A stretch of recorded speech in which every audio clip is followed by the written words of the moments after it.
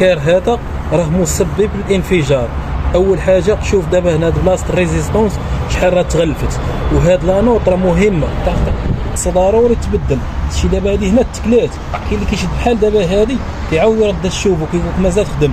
لا، هذا هو الخطا فين كيتقب الشوفو فين كيمشي بحال هكا. خاصك تجيب بحال هاد الكبيره هذه هي اللي تخدم ل 80 متر، كتكون كبيره وكتكون ديال برا. هذه خاص كاينين واحد وحدين ديال البلاد راهم ما خدامينش.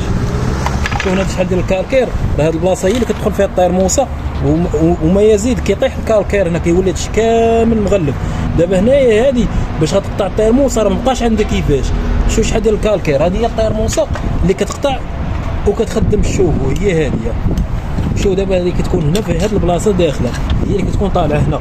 شوف دابا شحال ديال الكالكير، تقريبا واحد 3 سنتيم كاين غير ديال الكالكير. شوف هنا شحال باش غتوصل النحاسه. شوف هنا شحال ديال الكالكير، وباش غتقطع خاصو شحال، خاصو باش يديماري، وخاصو شحال باش عادي يديماري الشوفو، وعاد باش يقطع شحال خاصو. يعني هنا يقدر يتفرقع. دابا هذه راه خصها ضروري هذه تخدم، هذه اللي ما كانش الخدمه ديالها بحال الكالكير خاصو دابا يحيد من العام لعام ديروا لوطروتيه ديالكم. وهاد لانو خاصها تبدل.